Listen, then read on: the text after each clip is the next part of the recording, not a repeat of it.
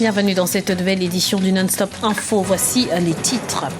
Quelle place pour les jeunes dans la construction politique du continent? La journée de la jeunesse africaine célébrée ce dimanche a été l'occasion de se pencher sur la question à focus dans ce journal. Elle est considérée comme l'éolienne du futur, lumière sur la Safonienne, une technique innovante mise au point par une start-up tunisienne pour produire l'énergie verte à moindre coût. Et puis flashback sur la 16e édition de la Dan Nation Cup de Marrakech, un tournoi réservé aux moins de 12 ans et qui a vu la participation de 32 équipes, dont 6 africaines. Mais avant de développer ces titres, ce n'est plus qu'une formalité. Le Conseil constitutionnel doit proclamer ce lundi 2 novembre 2015 les résultats définitifs de l'élection présidentielle ivoirienne. Rappelons que selon les résultats provisoires annoncés par la commission électorale indépendante, le président sortant Alassane Ouattara a remporté ce scrutin dès le premier tour avec 83,66% des suffrages exprimés. Le taux de participation a quant à lui été estimé à près de 53%. L'Afrique est à la croisée des chemins et dans ce contexte, les jeunes Africains, dont les 2 tiers ont moins de 25 ans, veulent faire entendre leur voix afin de participer pleinement à la construction politique du continent. Nicolas Martin et Jean-Célestin Edjongé. Les événements dits du printemps arabe dès décembre 2010, la crise post-électorale ivoirienne ou encore l'insurrection au Burkina Faso en 2014 ont mis en exergue l'implication de la jeunesse africaine comme un nouvel acteur décisif dans la gestion des affaires de la cité. Une génération Facebook contestataire révolutionnaire qui entend prendre en main son destin et montrer qu'elle s'intéresse de plus en plus à la politique sans nécessairement la pratiquer. Les jeunes africains comme tous les jeunes du monde s'intéressent à la politique. D'ailleurs, ils la commentent, ils discutent entre eux, dans des cafés, quand ils sont entre eux, mais ne la pratiquent pas. Ne la pratiquent pas généralement par faute de disponibilité, je dirais entre guillemets, des appareils politiques qui ont tendance à avoir peur des jeunes, parce que la jeunesse, ça apporte le changement, ça apporte le renouveau, ça demande des comptes. Donc les appareils politiques, les outils politiques qui sont censés représenter un espoir de changement et un espoir de renouvellement ne jouent pas assez leur rôle.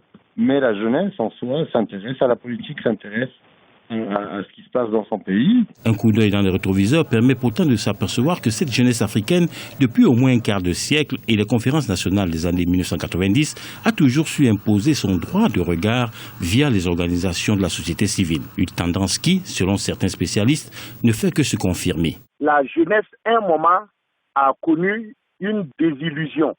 Par rapport aux promesses qui ont été faites par les politiques, la jeunesse s'est rendue compte qu'elle n'a pas été prise en compte dans les différents schémas de développement.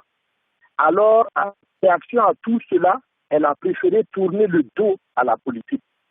Mais c'est maintenant, avec l'exemple que le Burkina Faso a donné, la jeunesse a commencé à se prendre en charge, à avoir confiance en elle-même et à commencer à s'impliquer de plus en plus dans le jeu politique. Voilà comment il faut expliquer les choses.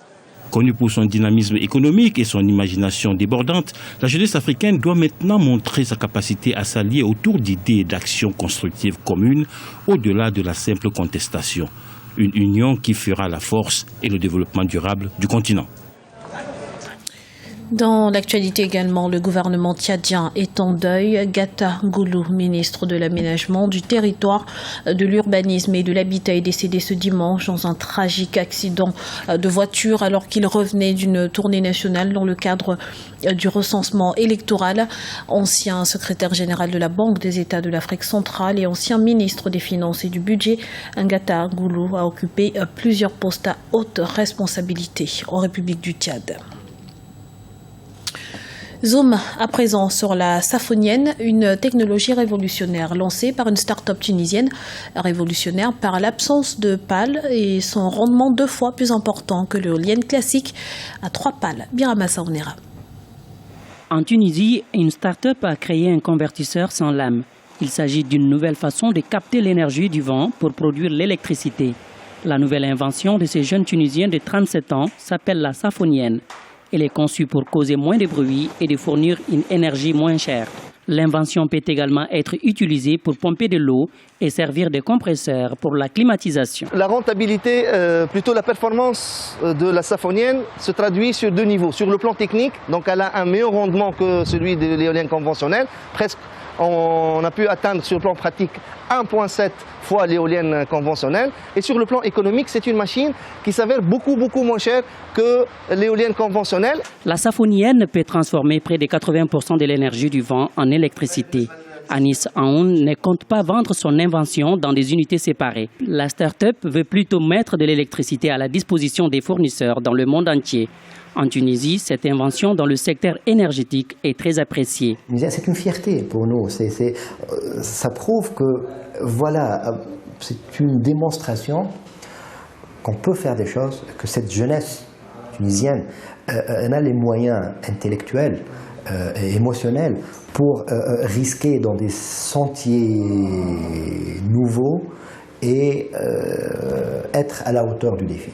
En octobre 2015, Safon Energy a reçu le Gulfstream Navigator Awards 2015, un prix décerné chaque année aux industries, notamment celles qui ont un impact positif sur la santé, l'économie ou l'environnement, tout en respectant les cultures mondiales. Retour sur la 6e édition de la Danone Nation Cup qui s'est déroulée du 22 au 25 octobre 2015 à Marrakech. L'objectif était de promouvoir le fair play et le respect dans le football. 6 équipes africaines y ont pris part. Deogracias Podo. Compétition internationale de football destinée aux joueurs de 10 à 12 ans, la phase finale de la 16e édition de la Danone Nations Cup a connu le sacre d'une équipe africaine. Une première dans l'histoire de cette compétition à laquelle ont participé 32 équipes d'horizons divers, dont 6 du continent africain. Y ont pris part l'Afrique du Sud, l'Algérie, l'Égypte, le Sénégal, la Tunisie et le Maroc, vainqueurs du trophée mis en jeu dans ce tournoi qui s'est déroulé du 22 au 25 octobre 2015 au Grand Stade de Marrakech. Pour le comportement de nos équipes, bien sûr, on était drôlement surpris, en tout cas surpris par le sacre de l'équipe du Maroc, comme je peux le calquer sur le comportement des autres équipes. Je parle de la Tunisie et de l'Algérie, ainsi que l'Égypte et l'Afrique du Sud et le Sénégal. Le comportement de ces équipes était honorable. Moi, je tire chapeau d'abord à tous ces minots qui nous ont représentés dans la meilleure des manières. Lancée en 2000, la Danone Nations Cup se veut un vecteur de promotion des valeurs de fair play. La compétition a pour objectif d'apprendre aux jeunes joueurs le respect et la dignité. Chaque année, ils sont de plus en plus nombreux à participer à ce tournoi. Une fierté pour les organisateurs, mais l'enjeu serait encore plus important de la vie de nombreux spécialistes. Il faudrait désormais encadrer ces jeunes qui, à l'avenir, seront des atouts importants pour le développement du football continental. Ces petits jeunes, si on les prend vraiment en charge et on prend vraiment leur formation et le suivi de leur progression, il y a vraiment des talents à venir et qui peuvent nous représenter, pourquoi pas, parce que ces minots, ils avaient entre 10, 11, 12, ils seront prêts d'ici une dizaine d'années pour nous représenter et pour relever les défis de l'Afrique envers les autres continents. L'espoir est permis. En battant dimanche 25 octobre 2015 la formation mexicaine par 3-2, l'équipe marocaine semble redonner de l'espoir aux autres nations africaines. Le rendez-vous est pris pour la 17e édition de cette compétition en France en 2016. C'était le journal de la rédaction. Merci pour votre fidélité. Retrouvez dans un instant une nouvelle édition de l'information sur Africa 24.